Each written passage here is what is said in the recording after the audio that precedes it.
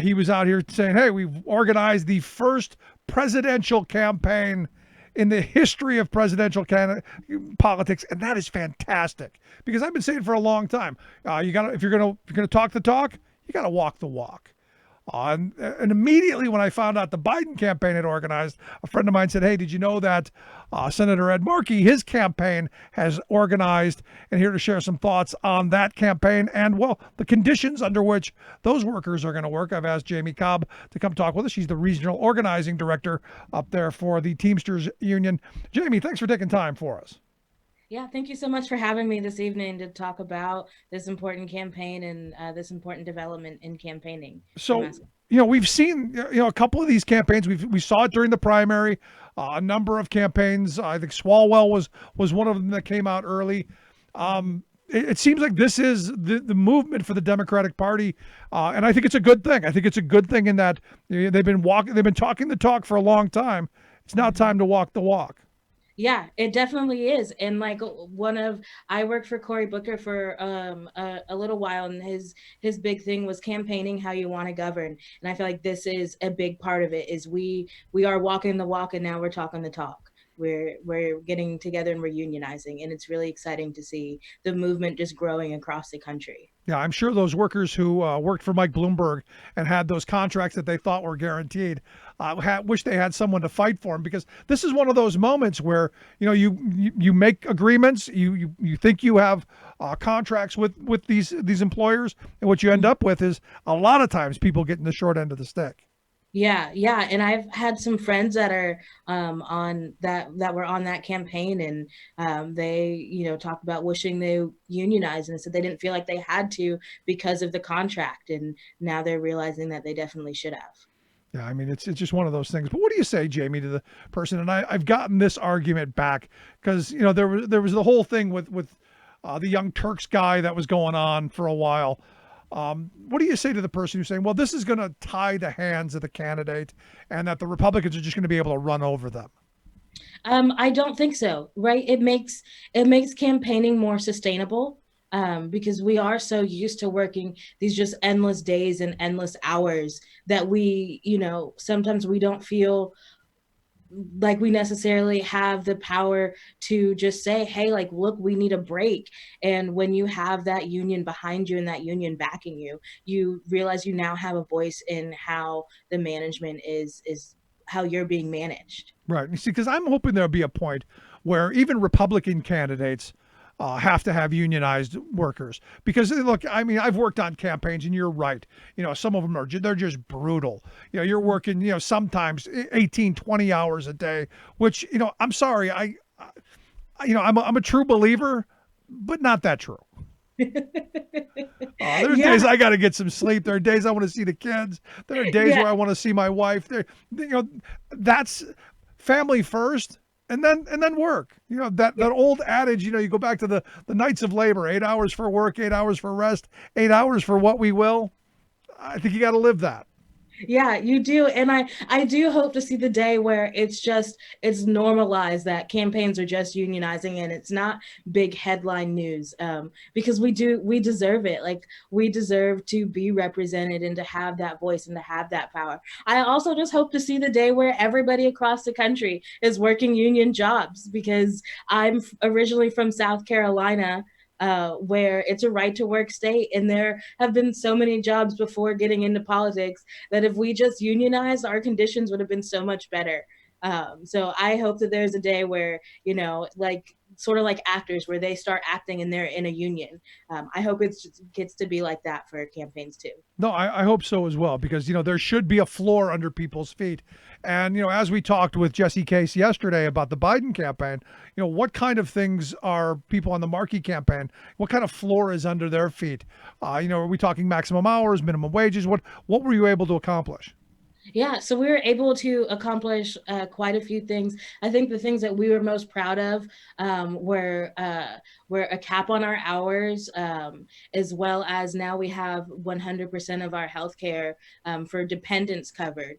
Originally, it was 33%. And as a single mom, it just made sense working for a candidate that was for Medicare for all to also have our dependents covered on healthcare completely. Yeah. And so these were some big accomplishments that we got. Now, do you think this will filter down into smaller races? Because, I've talked about this in the past, for months and months ago. And I had, like state house candidates going, well, hey, I only raise, $30,000 to run a campaign. How am I going to be able to do this staff or volunteers? How do you address that? I think it's going to be hard in smaller races because they don't usually hire that many staffers, and the staffers that they do hire 2 months out. I think it'll be hard, but I definitely think it's needed. I think it'll eventually end up like a it's the only thing to do, right? There'll be a union that is has a branch that's just for campaign staffers. So we pay dues year round, but and anytime we're on, we are considered union. So do you see a time where possibly, because I remember when I first started, in the trucking industry, you would go to the union hall, and if they had work somewhere, they would send you to that job, or whatever company it was for, because there were multiple companies that were covered under the contract. It was kind of like a hiring hall. Do you envision that being a place where campaign workers will come to find work and also to get training? Because one of the important things that I think that unions have to really do is really push the work that they do in training employees. And I think campaign work is one of those things that you could see some really good training opportunities out of. Oh my gosh, yeah. My dream for this would be to open up just a branch, especially with the Teamsters, because they have been amazing through this entire process. They've been so helpful and pushing us into the right direction and helping us through negotiations and everything that comes with it and understanding everything. I think it would be so good to see just a unit that has campaign jobs and all of these campaign things, because it's hard, right? We lose our jobs for 3 to 6 months out of a year where we're going back to doing things that we don't love as much as we love politics. So I think it would be a really good thing, and also it would bring in new people in the fold to be able to go to a union hall and say, hey, I want to be a campaign staffer, and have these trainings available to bring in staff that already knows what's kind of happening. And so we don't spend months at a time trying to get everybody to the same bar. Yeah, and I guess the argument would also be that, if you're hiring staffers and that you have a professional kind of pool to pull from, that you're going to get better staffers, that you're not going to have people leaving and coming and going. It's going to be a kind of a job. Yeah.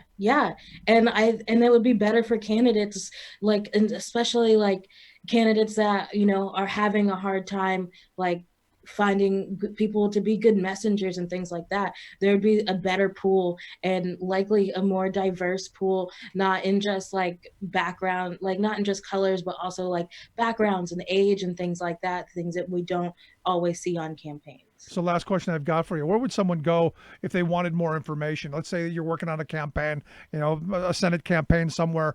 Where would they go to get more information to maybe figure out how to get their campaign unionized? Yeah, so the way that I found the Teamsters was honestly through Googling, but also a lot of campaign staffers are connected. We're connected through our old relationships and things like that.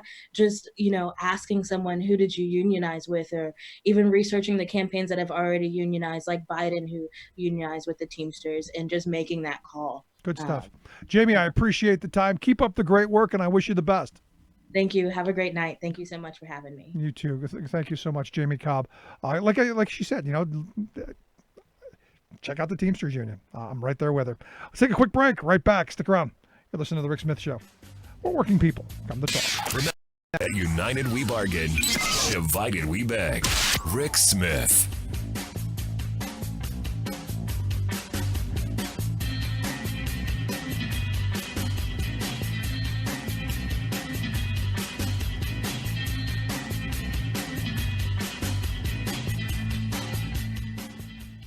I'm Rick Smith, and this is Labor History in 2.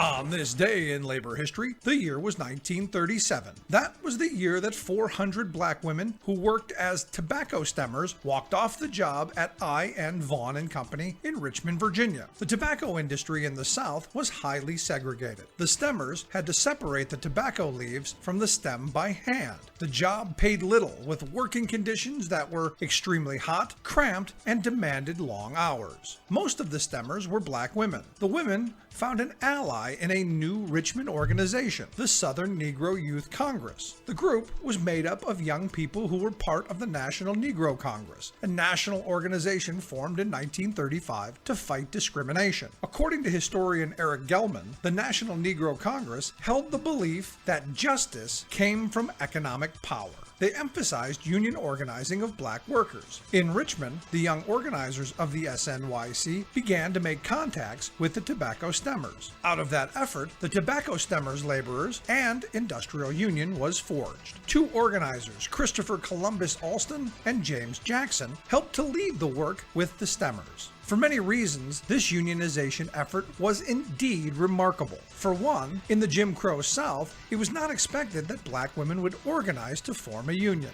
Richmond was also not a town known to be friendly to labor organizations. But despite these challenges, the women compiled a list of demands and presented them to management. Within 48 hours, they had settled the strike, gaining improvements in their working conditions. The women inspired others in Richmond, in Virginia, and beyond. Their fight was not just for better workplaces or higher wages, but also for dignity and respect. Labor History in 2 brought to you by the Illinois Labor History Society and The Rick Smith Show.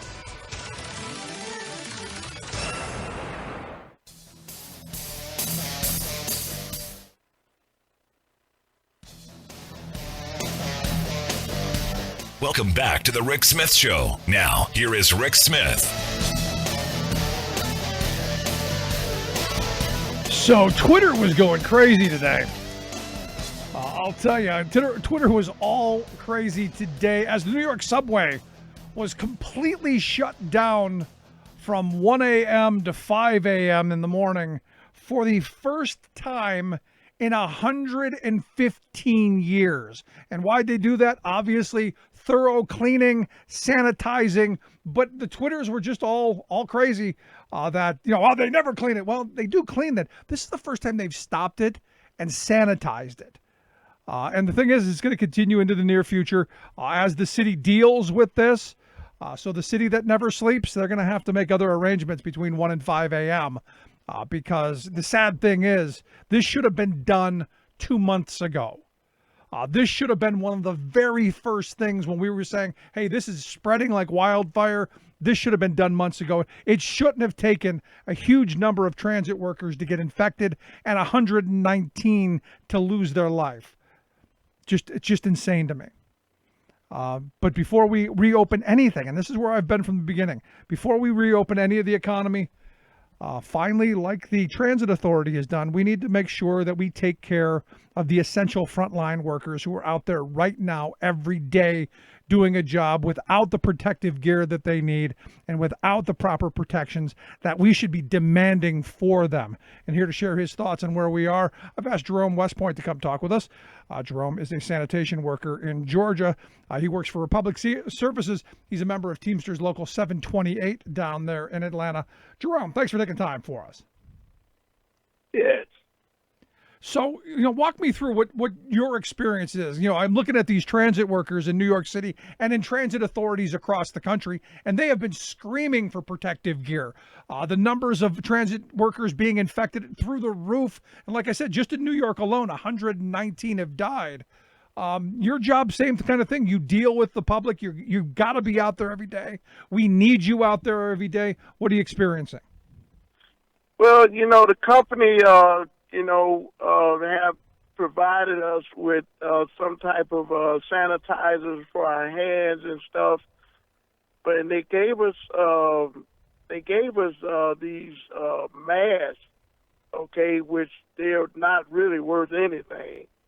They gave us one, and the way they did it, is like they put them in some sandwich bags, and they passed them on to us. And it was just ridiculous how they they're carrying on. They want us. It's like, you have a bunch of generals out here that's sending men out in the field that they refuse to do. They asking you to do things that they want to and that they can't do. Right. And the thing of it is that our safety, is paramount. Regardless of what type of career we have. We're waste haulers and everything like that, but we're very essential to the hygiene of any nation, of any situation. Sanitation has to be A1, on point. And, and there have to be a healthy workforce. And I just don't believe that Republic Service, I don't know about other divisions and everything like that, but it's like when you speak out, they come after. And that's what I'm going through right now. Right. You've got the audacity to speak up and say, hey, I don't want to die for this job. And this is the thing that I think workers across this country are struggling with. Now, to your good fortune, you're a member of a labor union, Teamsters Local 728 there, and it gives you some backing and some bit of support to fight against them and demand more. But still, these companies are going to do what they want because the profit's still the bottom line. Yeah, and and the thing about that, the union understands that because we have a motto: the more they make, the more we're able to take. So we want the company to prosper. We want them to be successful. So it makes it better for us. But the company is not seeing it that way. They only want us to go out and just pick up the trash, pick up the garbage, shut your mouth, and you're going to be fine. Like you said, luckily I'm a part of a great labor union. I have a great local. The president is a great guy. And, they're fighting for me in my situation over here at the job because I've been retaliated against. It's just unbelievable how these people come after you. They've been after me for the last 2, maybe 3, 4 years. Since, we had the union in there. And when, you have a voice, I'm a shop steward, okay, so it is important that I be a voice for those who I'm leading, who I'm serving. In other words, who I'm serving, not leading, just leading, but who I'm serving. I take what I do serious. And if I can't do my job, then I don't need to be a shop steward. The Absolutely. problem is that they don't want no voices. They don't want to hear nothing. They want to tell you all of these lies and everything. Forget about your health. They don't care. Forget about COVID-19. That's a whole nother story there.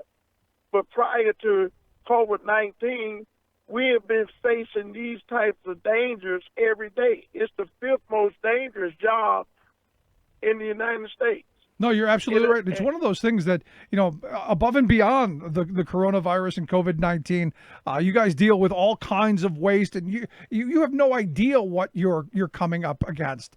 And this is why safety, this is why having the right protective gear is so very important, and having that voice to say, I'm not going to put myself in a dangerous position. This is one of those moments where I'm hoping that all workers across this country are taking a step back and looking at their situations, Jerome.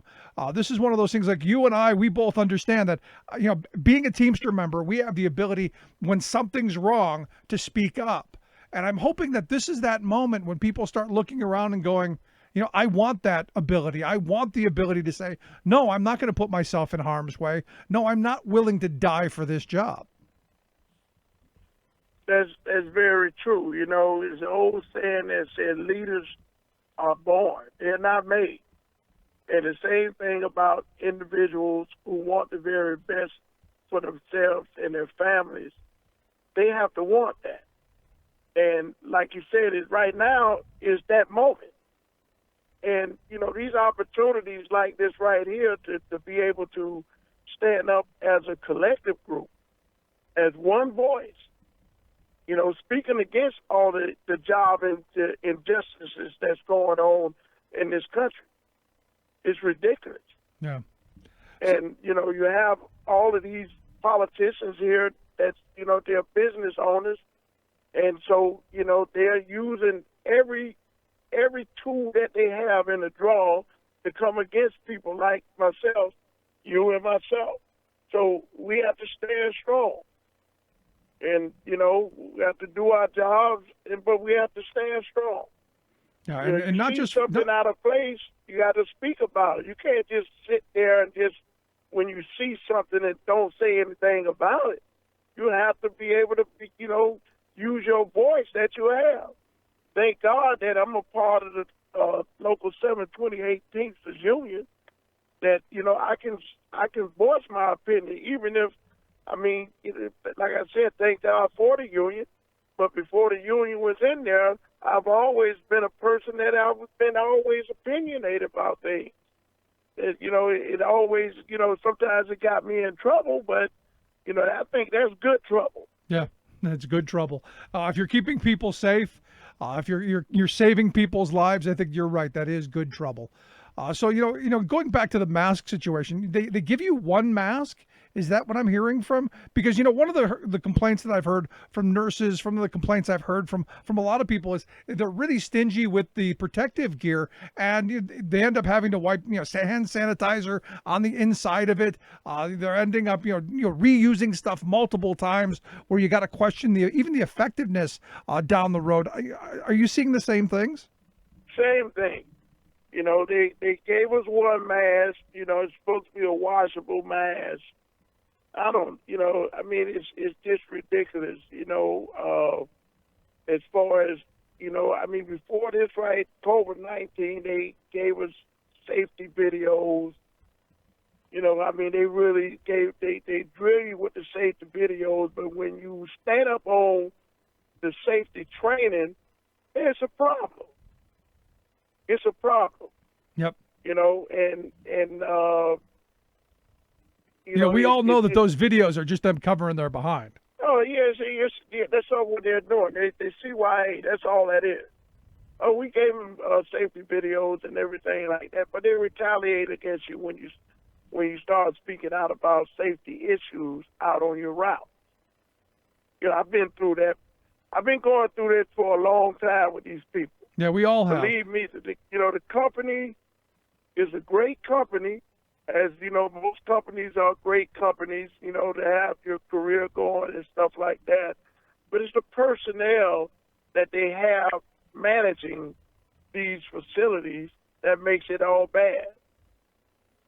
And that's the problem right there. Right. But I wouldn't just put it on the managing team, because the managing team has to go by protocol that the company is handing down to them. Yeah, but it's a management issue, and it's an enforcement issue. So let me ask you then, because the last line I want to go into is, we've talked about the conditions, we've talked about their response to the conditions. It's what do we want now? What's the way forward? What does Jerome West Point think is going to make this job safe? What does Jerome think is going to make this job doable, or is it not possible? And if that's the case, let me know that as well. But what's the way forward in this? Well, the way forward, I believe that what the company should do, they should put in their protocol that is absolutely positively no excuses whatsoever as far as being safe out there, and enforce that. You want to enforce something, enforce safety. And I think that right there is a game changer right there. If you want to say, okay, we really, speak on safety. We're serious about safety, this and that and the other. Well, show us that. Yeah, all companies talk about safety. What I'm asking you is, what is it that you want to see them do? Is it more available PPE, making sure that you have masks when you need them, gloves, jumpsuits, sanitizing trucks? Yes, What's the demand to keep you safe? Because that's my goal in this. My goal is I want workers to be able to go, hey, look, I'm willing to go to work, but you've got to do the job of making sure that these conditions are safe, and I'm not going to take something home to my wife and kids, and I'm not going to lose my life over it. So what keeps you safe in this job? Well, we need to have more masks. We need to have more of. We need to have white hazmat suits that fits everyone, not just small guys. When you put a big guy in these suits and they split them all to hell. We need to have that protective gear from head to toe. We need to have that. We Right. need to have more than just hand sanitizers. Like we have the gloves, the latex gloves. We have those, but we need masks. We need as you said, we need the hazmat type suits. And you need We more need protective, those. more protective gear. The Right. little latex gloves, they're only so durable. You're doing heavy manual labor. You're in there Exactly. driving the truck. You're constantly using those things wear out. So you need something a little bit more I split substantial a than pair of gloves just turning the steering wheel. I had to have another pair of gloves on just to make sure that they don't rip on me. Yep. And I would also argue to throw in there as well a cleaning crew to come in and after each shift truly sanitize these trucks on the inside to make sure that the workspace that you're in is clean.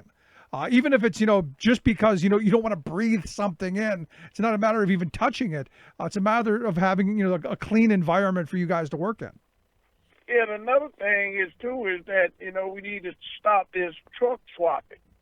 We can be in a truck today, tomorrow we're in a whole nother different truck.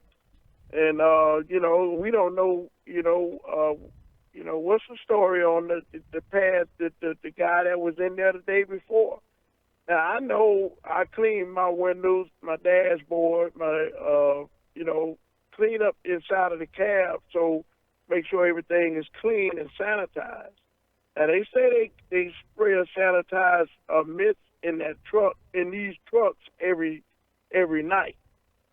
So if you're doing that, you will see the residue from that mist on the clean glass. Now, if the glass is not clean, you cannot see the mist that has been sprayed inside of the truck, inside of the cab. But if you clean the cab, you will see something different other than just a clean glass. You will see the stain on there, Right. to show that they've been in there sanitized, and you would smell the odor from whatever material they've been using to sanitize. Right. No, You we get that don't chlorine that. smell. Right. So last question I've got for you then, because we were hearing a lot about essential workers and frontline heroes, and in fact you used the essential worker frame at the beginning of this. How do you feel now that you're an essential worker as opposed to where you were 3 months ago? Anything change? The only thing changed was that they haven't taken this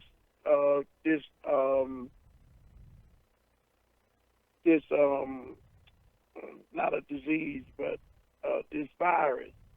They haven't taken this virus as serious as they have to. They should. Right. That's what's the difference is that everything is still the same. Like, your job is already a tough job and a dangerous job anyway. So you know how to protect yourself anyway. That's how they're looking at it. Yeah. Good stuff, Jerome. I appreciate the time. I wish you the best. Keep up the fight. Stay safe. Continue to keep your coworkers safe. I appreciate the time. Thank you. Good stuff, Jerome West Point. Like I said, one of the good guys. He's a Republic Servers, trash truck driver, I guess, is sanitation worker. It's just one of these things where we've called them essential. How about we treat them like that? Make sure that they get the protective gear that they need and they're able to protect themselves and their family. This isn't hard.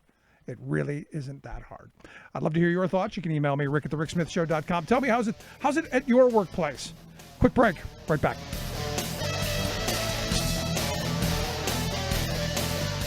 The Rick Smith Show, where working people come to talk.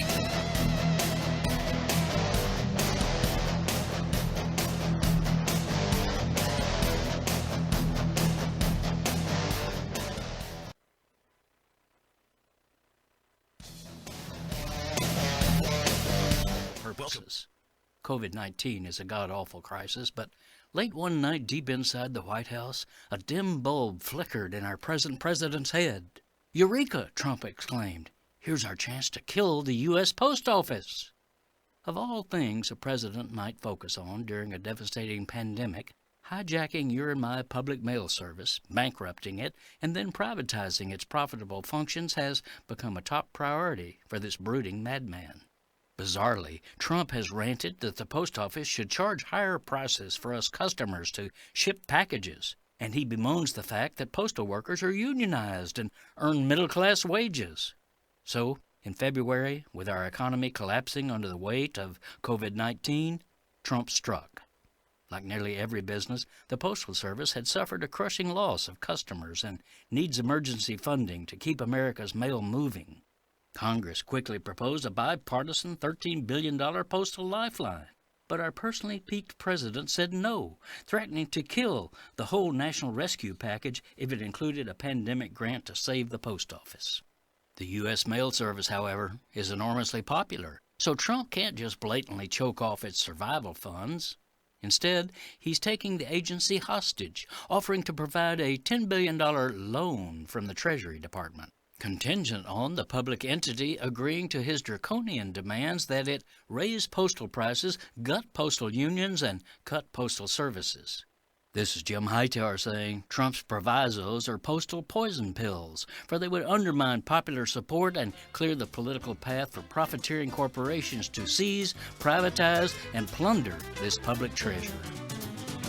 Hightower's commentaries are brought to you by the Hightower Lowdown, the monthly newsletter with Hightower's take on what Wall Street and Washington are up to. For information, visit hightowerlowdown.org. Welcome back to the Rick Smith Show. Now, here is Rick Smith. So if anything that this virus has done is it's really shown us, and I've said this before, it's shown us how important our local public schools are, and in providing that safety net for a lot of kids in this country, and it's really shown the disparities between different income groups and different class groups on what they expect from education, what they can get from education. And the sad reality is, as we've been saying, everything that we knew before is now completely up on its end. And here to share some thoughts on, just how screwed up things are and if we'll get back to normal.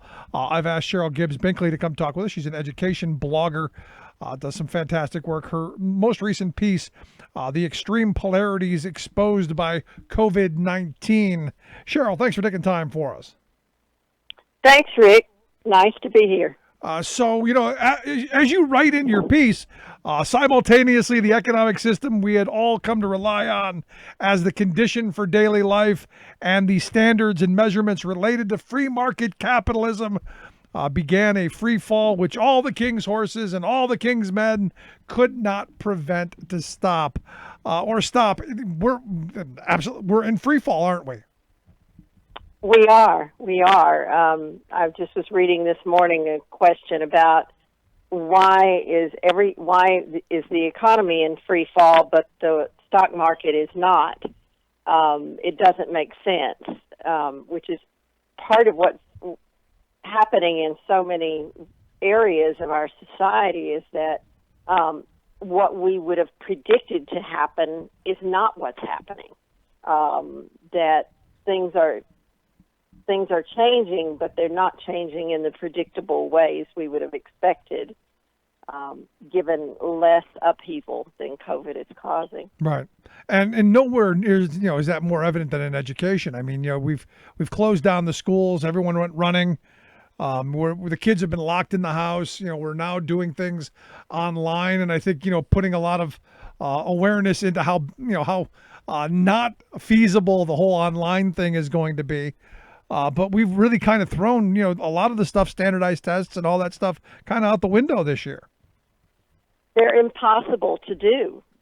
Under the current circumstances, there's no way to implement either the standards or the measurements that we took for granted for the last 20 years were a requirement that everybody had to do if you were going to get rated and ranked appropriately. So now it's impossible to rate and rank, because I've talked with a lot of colleagues who say they can get maybe 25% of their kids online at any given time, and there are kids that it's taken them 2 months to even reach online or by phone because they don't have the internet access that we had hoped they had. So there's no way that we can collect the kind of data that we were collecting before. Yeah, I mean, so is it just, this is a written off year? We're gonna start over next year. Go next. Well, it depends on where you are. In some states, they're being very adamant that they're going to continue to grade and continue to have requirements for the kids to perform to certain levels. In other states, like here in Virginia, in my district, they're saying they will hold kids harmless, that if at end of third quarter they were passing, that they will still pass, and that the homework and assignments that they do for this last quarter of the year will just be things to keep the slide from happening, right, keep them continuing to learn, but that it will not be graded. But in a lot of states, like New York and other places, they're continuing to insist they will grade kids and that they will still evaluate teachers on standards, a set of 7 standards that cannot be measured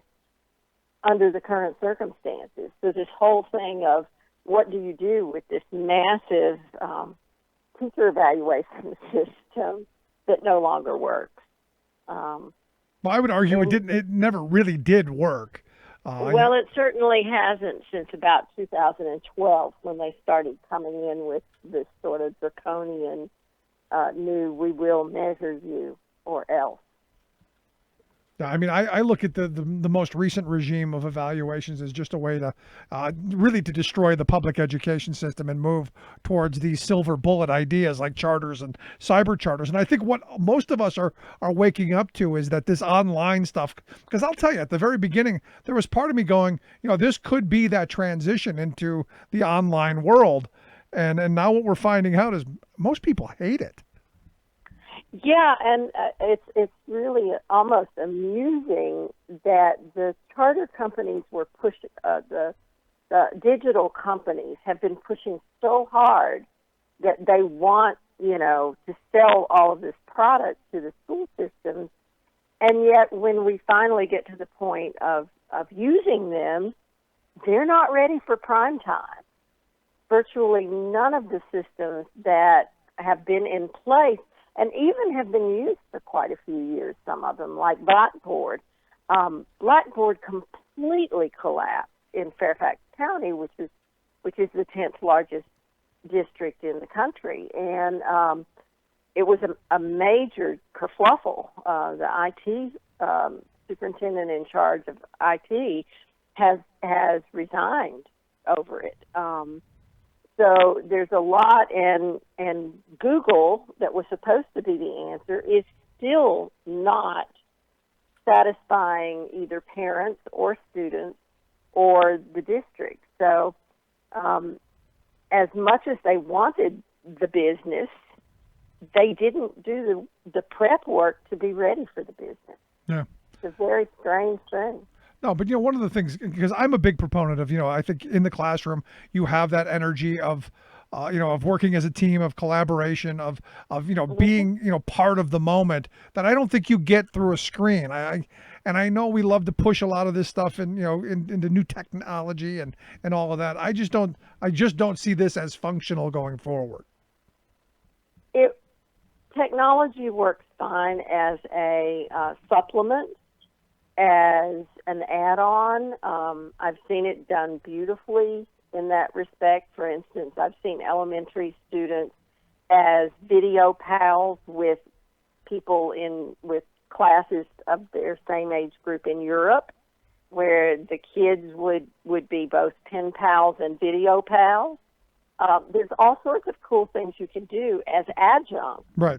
to the core classroom, but it cannot replace, because a lot of what a teacher does on a day-to-day basis is to be observing where that particular student is and what very specific thing that student needs. And you can't do that in group Zoom calls. No, you're absolutely It's right. not possible. Now, in your piece, you talk about, education reform and, how we, as conduct our society, and on these two different and opposite ideas of collaboration and competition. How is that playing out in what we're living at now? Or are we just in a pause moment? I don't think we're just in a pause moment, because every town hall I listen to, both the leaders, the governors, and the secretaries of education, and the parents and the local people are saying, we can't go back to what it was, and we don't know yet what it should be. And that's more than just a pause. That's a transitional moment of real change. Right. And is that a good thing? I mean, because look, I'm not overly thrilled with the way the system has been. I don't like the extreme regimentation. I don't like the huge emphasis on standardized testing. I'm more of an experiential kind of learner. I'm more of someone who thinks that you give teachers the ability to use their skill and their professionalism to help do things. So could this be a good thing, or do you see this as maybe the change that could make things worse? It depends entirely on whether or not those in positions of the policymakers and authority people are finally willing to listen to the people that they represent. I think it's very clear cut that families and local districts are telling people, the policymakers, that you can no longer do things this way. This does not work. Yet we see Governor Cuomo talking about returning to having Bill Gates envision the next great school system. And we've already had Bill Gates' vision, and it's not a very pretty picture. Right. So I don't know whether the entrenched members of the meritocracy are willing to listen to the line workers and the parents and the people who are in the trenches of education or not. But certainly the voices are stronger. More than ever, I think the consumers and the builders of learning are in unison about what they want, but I'm not sure that the policymakers and the edu companies are ready to give in quite yet. No, because I fell down the rabbit hole today with some charter trolls who were pushing how wonderful they view charter schools and cyber charters, especially here in Pennsylvania, of which I think both are. I think cyber charters are an abysmal failure. I think charter schools it's a wash. I mean, I think they're just as good or just as bad, however you want to look at it, as your local public school. I think they are what they are. I don't think this silver bullet worked. It hasn't, and what I find really almost humorous is that the very measures of the competitive measures, if you will, that they wanted to implement toward public schools, you must have X level of attendance, X level of pass rates, X level of meeting certain standards and meeting all of these algorithms and testing things are all things that the digital online schools have failed at. Right. Their results are abysmal. There are literally no studies that show digital classroom as potentially anywhere close to what a real classroom is. Yeah, but they still believe it. They still have it in their heart. They still believe this is the greatest thing ever. It's the greatest thing since sliced bread. Well, that's kind of like Trumpism, you know. I mean, you believe it, but there's nothing to back that up. Literally, all of the studies show it is a miserable product that doesn't work. So what should we be doing to go forward? What's the solution for those of us who go, okay, you know, we want our kids to have the best chance that they're going to get. We want them to get the best education. We want kids who learn a little differently to maybe have an option to be able to learn a little differently. Where's that path forward? Well, interestingly enough, one of the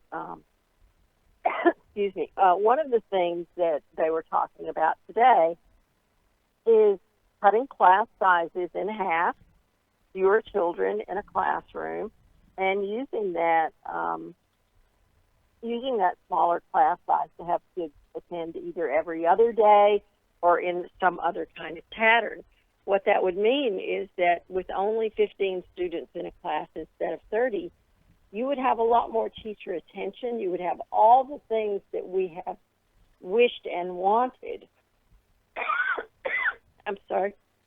And so there's the potential there for a very different kind of look, so that if you had a day in class and a day between to do activities, you could have something that looks quite different than a sort of daily intense slog in a large classroom with little individual attention. So it could turn out well. No, that's the hope. The hope is that, and this is why we've got to tell people what we want them to be moving for. I always say, you know what I want? I want my kids to have the same opportunity that President Obama's kids have.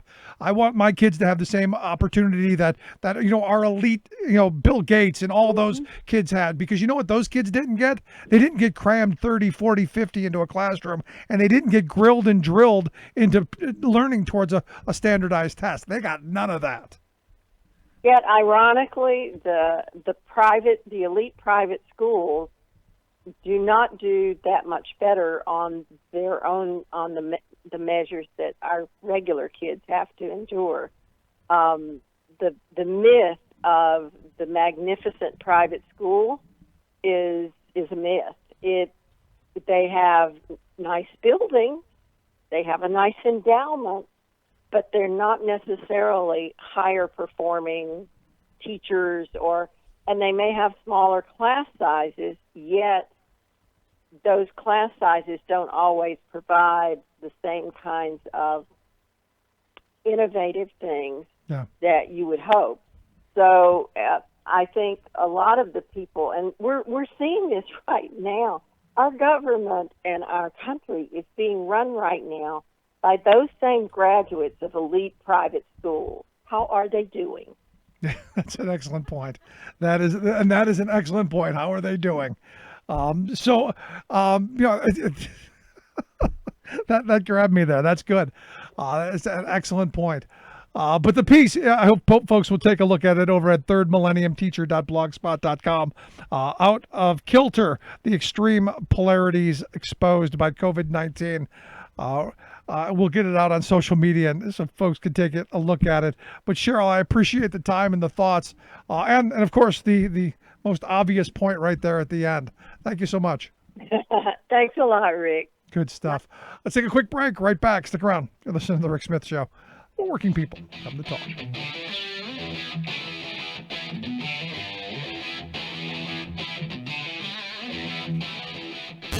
Saving work in America, one show at a time. The Rick Smith Show.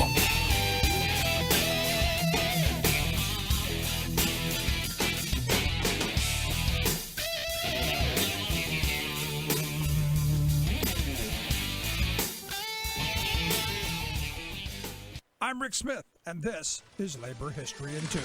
On this day in labor history, the year was 1935. That was the day President Franklin Delano Roosevelt issued Executive Order 7034, establishing the Works Progress Administration. The WPA employed millions in public works projects during the Great Depression. As many as 8.5 million Americans worked for the WPA at some point between the years 1935 and 1943. At its height, over 3 million Americans were working WPA jobs. These jobs included the construction of roads, bridges, utilities, and parks. It also meant the construction of new schools, libraries, public buildings, and housing. Many WPA jobs also employed musicians, artists, and writers in literature and art projects. The program's goals were to provide one job to every household suffering long-term unemployment. Some of the most famous projects included LaGuardia Airport in New York City, Blue Ridge Parkway, and the Great Smoky Mountain National Park.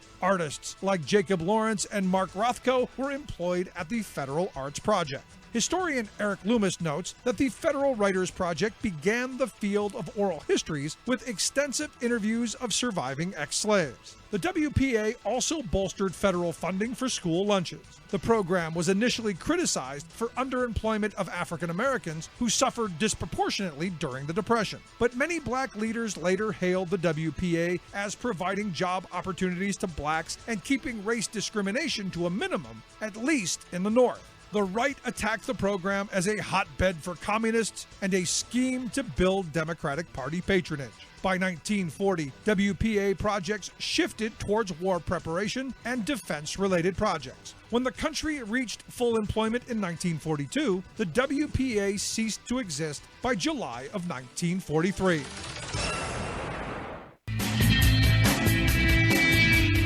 Welcome back to the Rick Smith Show. Now, here is Rick Smith. So as we've been talking about, I fell into this rabbit hole of talking about charter schools and cyber charters on Twitter today. And of course, when you get in with the people who are true believers, your studies don't matter, facts don't matter. It doesn't matter who put out the study or any of that information. They're true believers, and there's no shaking that belief. Now, look, if there were studies out there that said cyber charters were the greatest thing since sliced bread, I would look at them. And if I knew people who did really well, I might even support them. Everybody that I know who's done them, not well. Not well at all. And the facts are what they are. They're a giant money suck on school districts. It just is what it is. But here we are in this moment. And like I said a minute ago, I feared that at the very beginning, that pushing everybody online and pushing all of us to get used to the kids doing online work, that it might move us in that direction. I'm feeling less concerned at this point. And here to share some thoughts on where we are, I've asked Christine Vaccaro to come talk with us. She's a New York City high school teacher. She's written the piece, Remote Teaching Isn't Even Remotely Teaching. You can see that at badassteacher.org. Christine, thanks for taking time for us. Hi, thank you so much for having me on. So it's not teaching at all, you don't think? There's nothing there? It really doesn't feel like the same job at all. We have, in our school, we have a situation where we have some online meeting that's happening, and we have some pre-recorded lessons happening, and everybody's kind of doing a mix of different things. But the actual fundamental part of teaching, which is really the connection with the kids, is largely missing from the whole thing. Right, but isn't that the whole cyber thing anyway? It's really not about the art of teaching it's about having this program that walks you through the curriculum, and maybe you'll have a teacher to answer a question. I mean, isn't that the whole setup anyway? I mean, if you're talking about what it is as a setup, yes. Is that what education is or should be? The answer is no. No, I know. But this is what I'm saying. I mean, because I'm sold on this. People are telling me that, well, cyber charter schools are just as good as regular schools. And I'm going, no, I've taken online classes before. They're not even close. No, I mean, one of the things that we're finding that is most troubling is it's completely exacerbating the inequalities in education. You have the most vulnerable students getting the most affected. Our socioeconomic students, disadvantaged students that don't have the same support systems in place that students coming from better backgrounds have. They may have a laptop, but they don't necessarily have somebody there to help make sure that they're doing the work that they need to do. They may be babysitting siblings. They may be doing other, they may not have the Wi-Fi. They may not have the opportunities that students from more advantaged backgrounds have. The special education students, there's nobody there to be giving the one-on-one promptings and the directions read aloud or the refocusing that their federally mandated IEPs state that they require. And then, of course, we have a number of English language learners who are they hit the trifecta. They're all three of those things in many cases. And they're not having an opportunity to succeed or access the curriculum. So wouldn't that be, I know my reopen friends are saying, well, this is why we need to reopen schools, Christine. Well, that would be great. We all would love that to happen. But we also don't want to be in an unsafe environment. And that's a problem, especially in New York City. We closed later than we should have. Us teachers had to go back for a few days extra.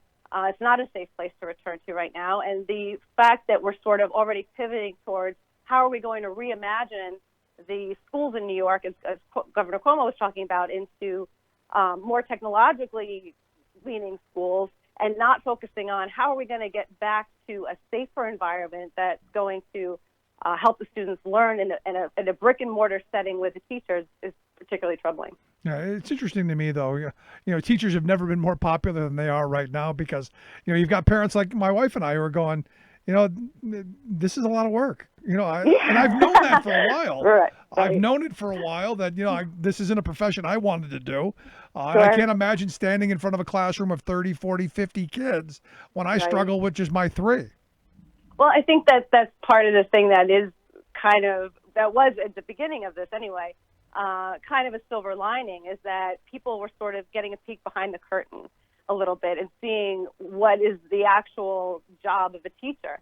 And as I wrote in my blog piece, it's not about teaching a kid the multiplication tables. It's about the patience that a teacher has to be able to sort of help that kid the 5th and 6th time they're still getting it wrong.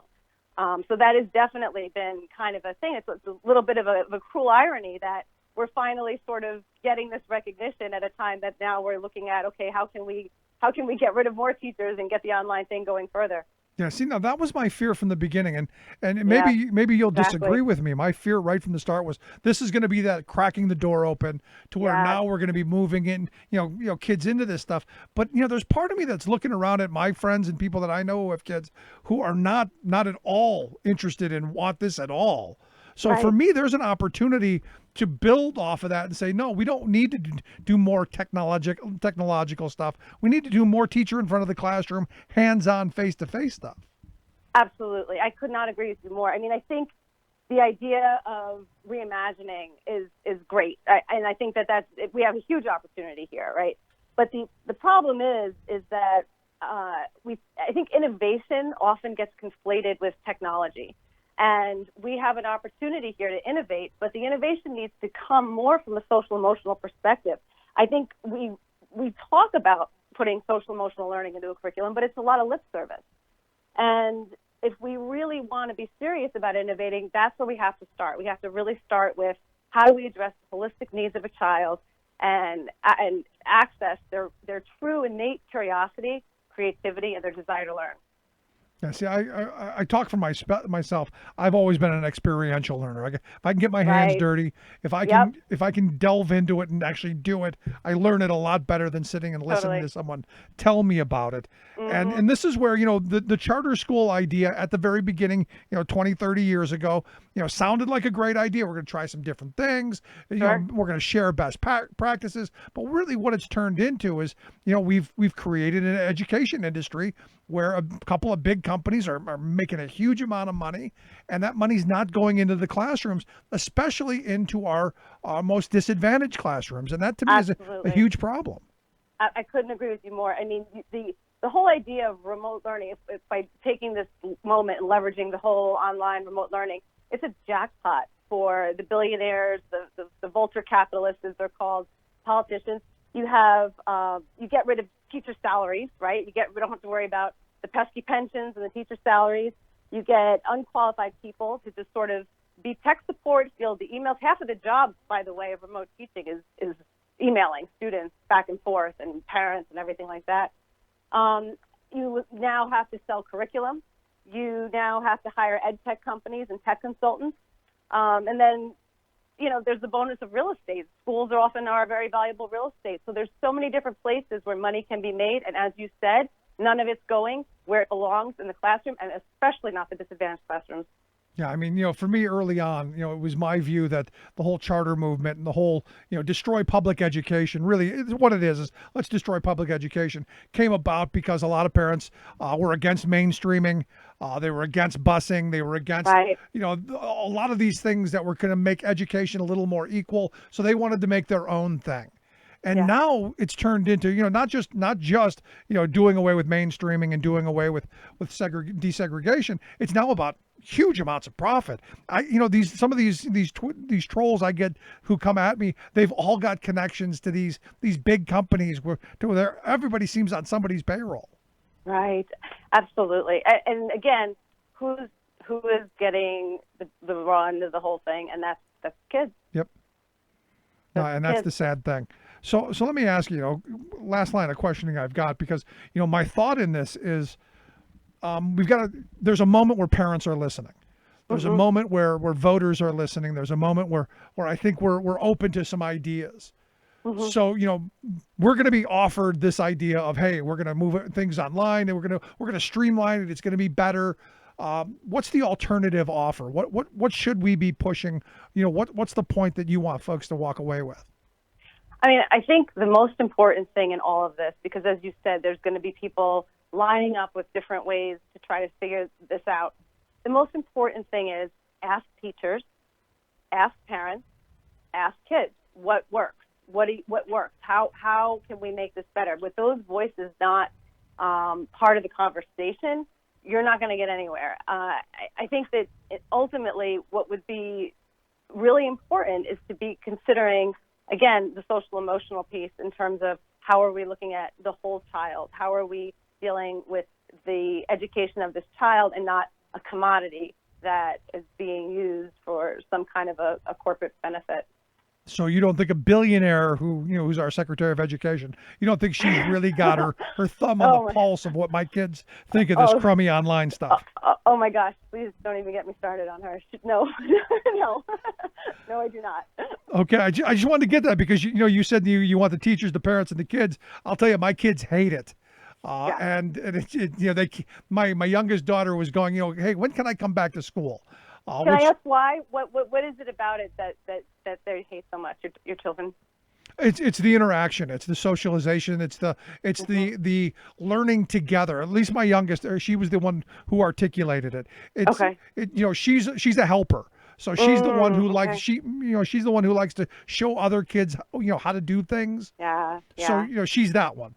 Yeah. But that's what she misses. She misses that interaction and then that that camaraderie that you don't get looking at a screen.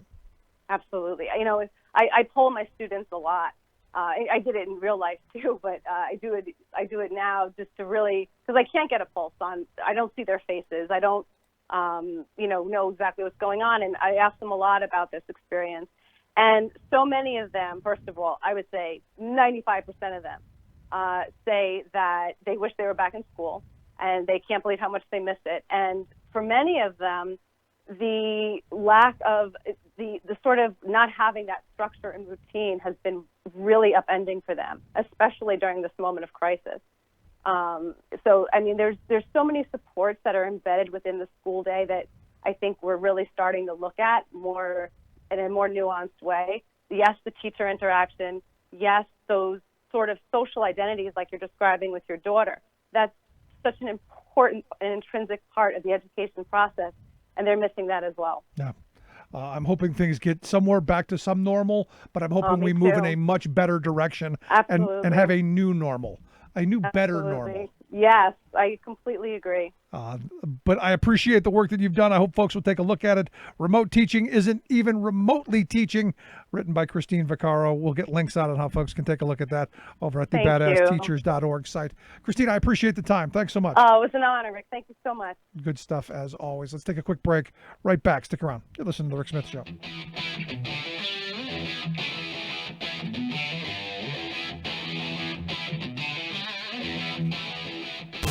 Saving work in America, one show at a time. The Rick Smith Show.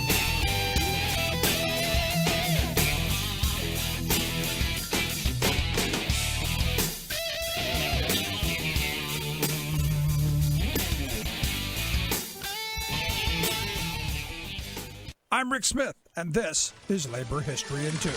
On this day in labor history, the year was 1935. That was the day that began a strike of lumber workers across the Pacific Northwest. Lumbermen had had enough of long hours, dangerous working conditions, and low pay. Plans for the strike began at a meeting of the Sawmill and Timber Workers Union in late March. The union put together a list of demands. They wanted uniform working conditions and pay across the lumber industry and the right of union recognition. They called for a walkout on this day in labor history if progress toward these goals was not being met. Word of the impending strike began to spread in the local press. Since newspapers relied on the paper created by the industry, they closely followed the developments of the work action. Lumber company owners threatened to shut down operations before they would agree to recognize the union. Some workers, fed up with the pace of the negotiations, went on strike before the planned day. Workers at the Blodell Donovan plant in Bellingham, Washington, walked off the job. Once the strike was in full swing, 30 to 40,000 workers had joined them. 90% of the Northwestern lumber industry was impacted by the strike. As the strike wore on, angry owners called in the National Guard to help bring scabs to get the lumber mills back up and running. In Humboldt County in Northern California, 3 strikers were killed. On June 24th, strikers and troops clashed in what became known as the Battle of Tacoma, Washington. Troops used tear gas to disperse the picketers. In the end, the lumbermen won improvements in wages and hours, but the union did not win a standard agreement across the industry. Labor History in 2 brought to you by the Illinois Labor History Society and The Rick Smith Show. For more information, go to laborhistoryin2.com.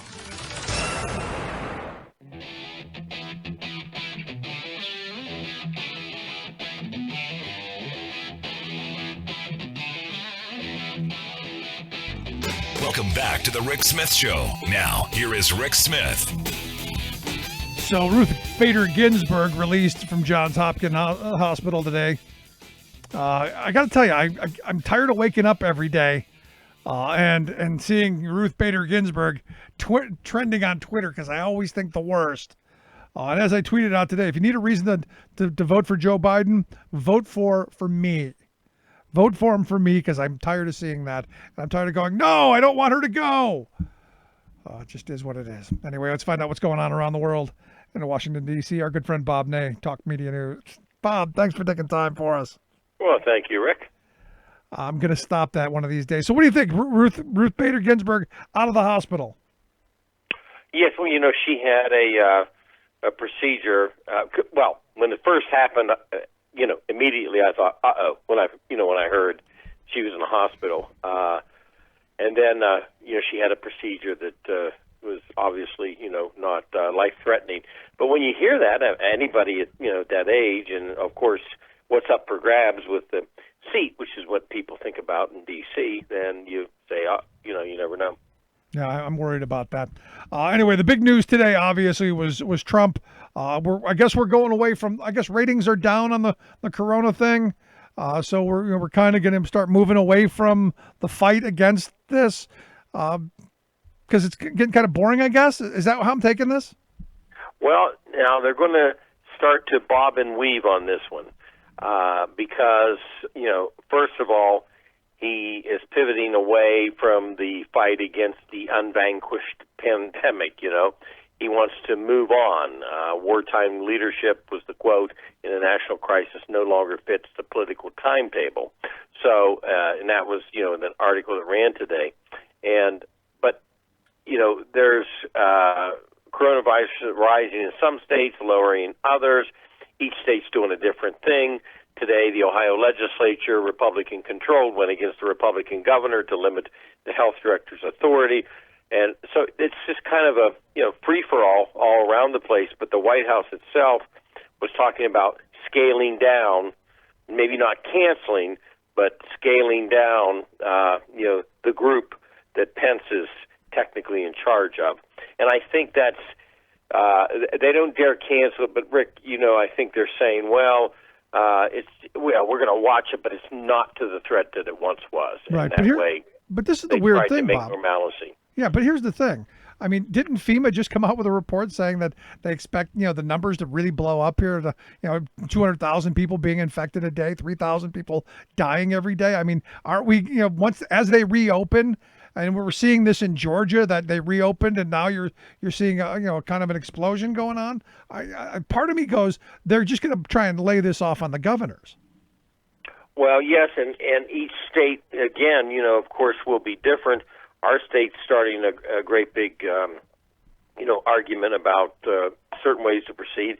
And then today, the governor talked about kids going to school K through 12, possibly for 2 days and then 2 days off. And then, of course, everybody's freaking out over that because how are you going to work? Who's going to watch the kids? How are you going to teach them? They're supposed to be homeschooled a couple of days. So all of these things are going on at once. And I don't think the White House will step in with any national standards because there's just too much going on in too many different directions. And they're just trying to, hope somehow that the states take care of this. Or if it goes haywire, the states will go in reverse. Yeah, and take the blame. No, and this is for me, one of those moments where if you're the president, I guess that's just my thinking. If you're the president, you're going to want to step forward, and you're going to want to be seen as the leader that's moving us. Instead of what this administration has done, they've been all over the place. I mean, from one day to the next, I don't know what's coming out of the guy's mouth or what positions they're going to take. I mean, with this whole, we're going to scale down the task force. First, the press briefings weren't going to happen. Then they were going to happen with a limited engagement, and now they're back. I mean, we're going to keep going back and forth depending on where I think he thinks the ratings are going to take him. Well, they are, and right now they don't. They really don't know what to do. With this, really, a lot of focus, of course, needs to be on testing, and then everybody's rushing to try to develop a vaccine, of course, right, for this. But meanwhile, I don't think there's going to be any one, consistent way they're going to function. They're just going to, go back and forth. And of course, there's the big danger of a botched opening.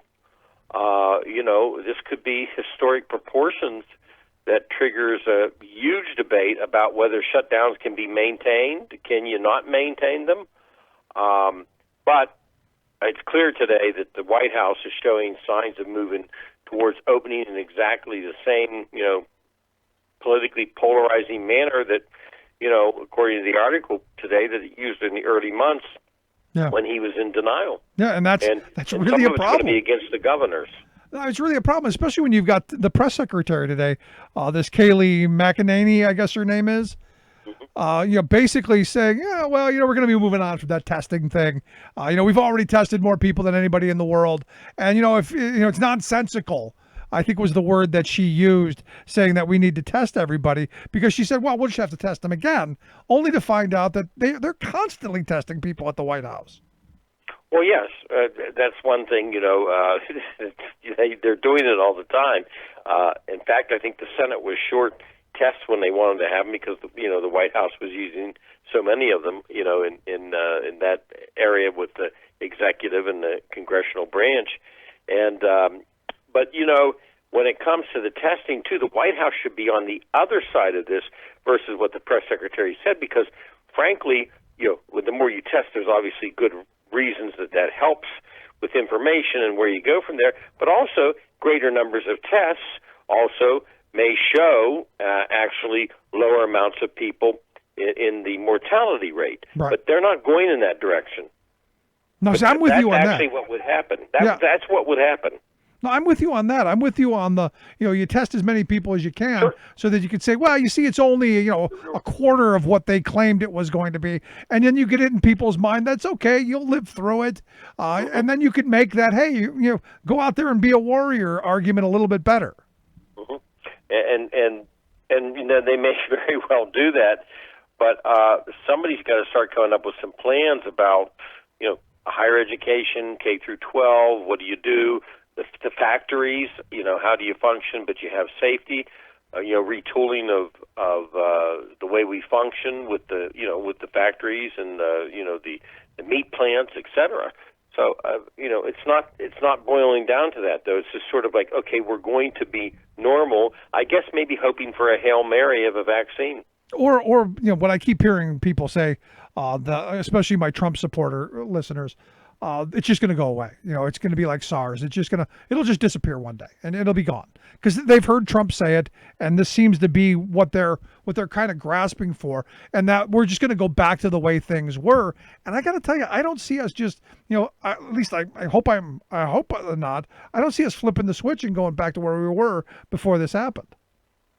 No, unfortunately, people are going to come to terms with the fact that there's a new normal, I'll call it. I don't really like the phrase, but it's the reality of a new normal, and things are changing, and it's going to take a while to adapt through it and see what is going to work and what's not going to work. Yeah.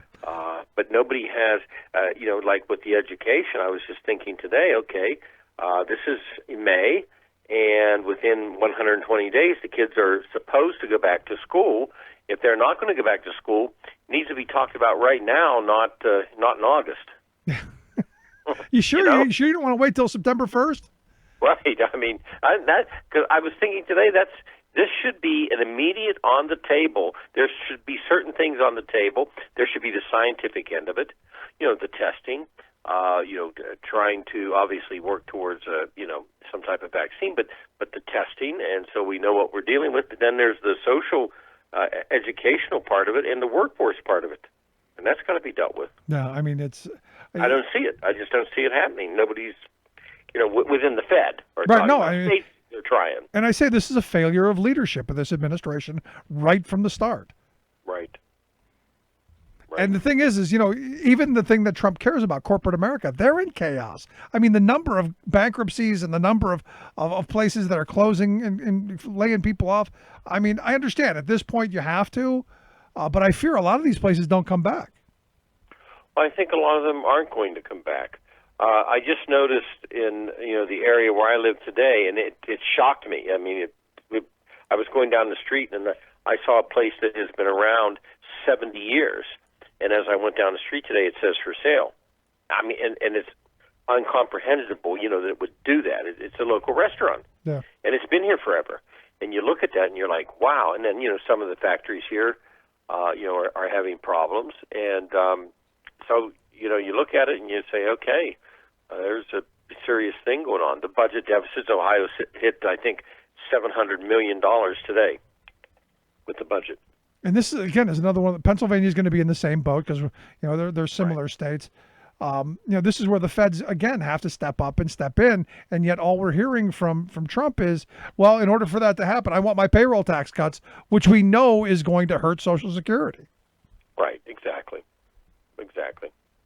So again, I keep coming back to this. You can't cut taxes now to stimulate. That's not going to work at all. Period. It won't. Have we officially learned that lesson yet? No, we haven't. I mean, anybody that talks about it right now, I can see when, if the budgets were good, et cetera, people start talking about it. But right now, that won't help. You have to figure out how scientifically you can make a productive, safe workforce area. It's science. Yeah, and it can be done. Tax. Look, I've had a number of workers on the program here recently talking about workplaces and the work that my Teamster union is doing in making sure that workplaces are safe. It can be done. It's just going to take a little bit of initiative. It's going to take a little bit of money, and it's going to take getting away from that, well, this isn't how we always did it mentality. Right, and the unions are going to want to, as you know better than anyone, the unions are going to want to make this happen. I also believe, certain corporations are going to say, okay, let's fold, and you divvy up what's left, and we take a walk. They may not care, but obviously the workforce is going to try to see whatever they can do to try to make this work so it's safe, but that they still have jobs. Moving on, is it too early to be hopeful that the Democrats might take the Senate back? Because I'm looking at some of these Senate races around the country, and I actually have some hope. When this started, of course, everything's changed so much, but when this started at first, about 4 months ago, I'm not talking about the virus, I'm just talking about the political, the campaign nears, et cetera.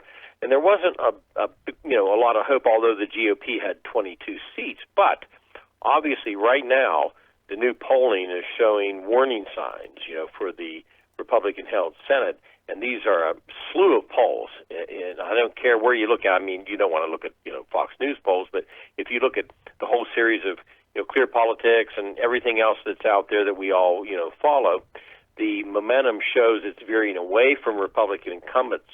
It's clear. And doubts are growing about Trump, himself. So to win control of the Senate, the Democrats have to flip 5 of the 8 competitive seats with the Republicans. So of the 6 races with the recent stats, Democrats lead in 5 and trail by just 1 point in the other. Yeah, so it's going to be interesting. If you look at the six biggies, they're leading in 5 of those. Yeah, it's going to be interesting to see how it plays out because I never thought that you'd see a Democrat, up in places like North Carolina, but here you are and up big at this point. Now we're still really early into this. There's still a lot to be decided as the reopen happens. If the reopen happens and things, go back to normal and we don't see, a massive spike like FEMA is saying, that's one thing. But if we see what FEMA is saying of 200,000 new infections a day and 3,000 people dying each and every day in June and through the summer, I think Trump and the GOP's toast. Well, real quick here, let's look at Arizona for a second. Now, this one doesn't shock me because of, Senator McSally's in trouble. But the Democratic frontrunner, his name is Mark Kelly, leads Senator Martha McSally by 8 points. And again, that's the Real Clear Politics polling, which is, pretty credible. Here's another state. Look at this. Kansas. Democratic frontrunner Barbara Bollier has led Republican nominee Chris Kobach by 2 points, and that's in a recent public policy poll, right? And then Maine, Sarah Gideon has a 2.5 point lead over Susan Collins, and then Iowa. Then Joni Ernst does lead in Iowa by a point. So these are very volatile, close races. And it's going to be a matter of, raising the money, and it's going to be a matter of voter turnout. Now, and again, you know grassroots politics better than anybody I know. If people sit by and say, oh, okay, yeah, Trump's in trouble, and, oh, look at the numbers, and numbers look good, but there has to be a momentum kept up from now forward, grassroots, planning, organizing, the entire 9 yards, and then, of course, voter turnout, whether it's by mail or however it's done. Yeah, polling's one thing. You got to get out there and you got to cast the votes. You got to get the votes out. So the edge is there. And on the Democrat side, really, there's not a whole lot of seats that are in the lean Republican category. Yeah, it's going to be interesting to see how this plays itself out over the next couple of months. Because look, at the end of it, it's still going to come down to the economy and still going to come out to the rollout in this. Well, and then the base. You've said this 100 times. I've heard you say it. The base, I think, right now realizes the critical nature of having a Senate called, appointees and nominations and court battles, etc. Yeah, so it's rather important. Yeah, no, I'm the Supreme Court is most important on my mind. It's just how it is. But Bob, I appreciate the time as always. Great talking with you, my friend. You too. Thank you, Rick. Good stuff. Our good friend Bob Nang. Let's take a quick break. Right back to wrap things up. Stick around. You're listening to The Rick Smith Show.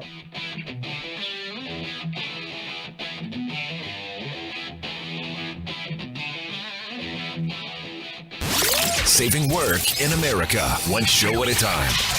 The Rick Smith Show.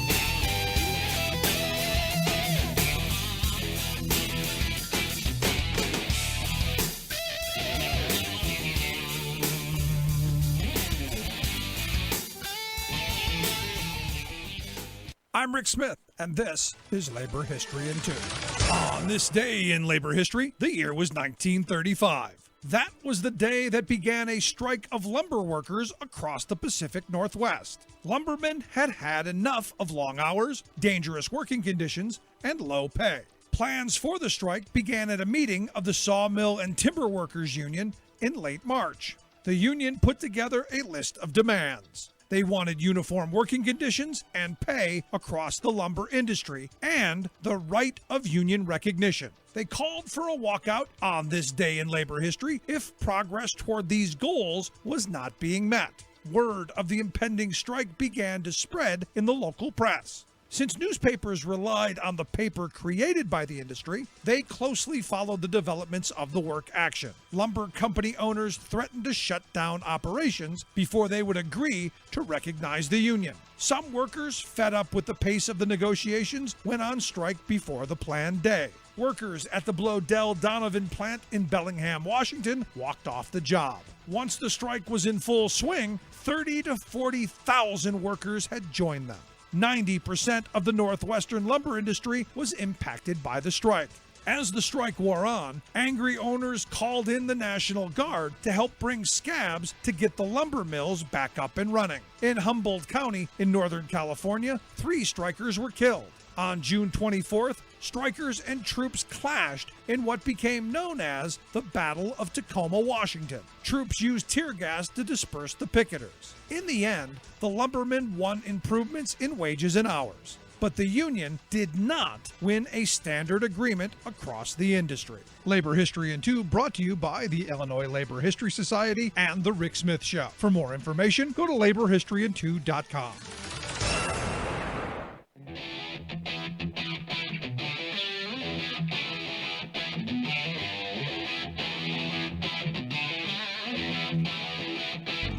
Welcome back to the Rick Smith Show. Now, here is Rick Smith.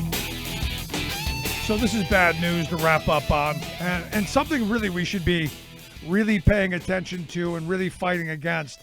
Evidently, the Postal Service's Board of Governors confirmed today that Louis DeJoy, a Trumpite, a guy who's donated heavily to his campaign and was also the Republican National Committee's, he was their money man.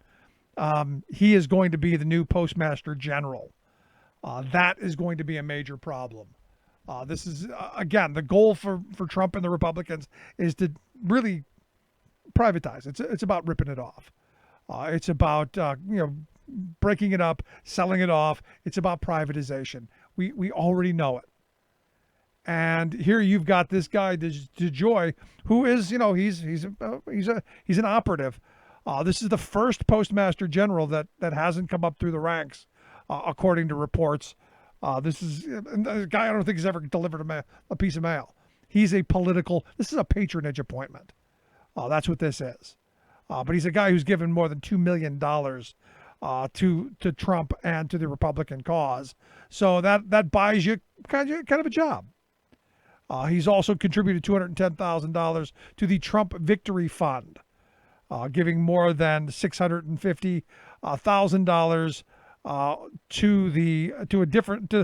to the fund again last year, and more than $1 million to the RNC. So he's a money man, and he bought himself a patronage gig. And out of that, and this is where a little bit of money, $2 million isn't a lot of money to these folks. So a little bit of money got him this gig, and it's going to give him the ability to decide how the Postal Service operates and to whose benefit. This is what it is. And it's one of those things that I said from the beginning, this is going to be the most kleptocratic administration in the history of our country, and they're proving it. Amazing, amazing stuff. I'd love to hear your thoughts, though. Is this a good idea?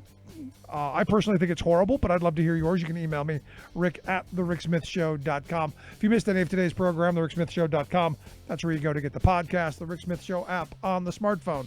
Take the program on the go wherever you go. And as always, you can email me, rick@thericksmithshow.com. Thanks so much for being here. We'll see you back here next time.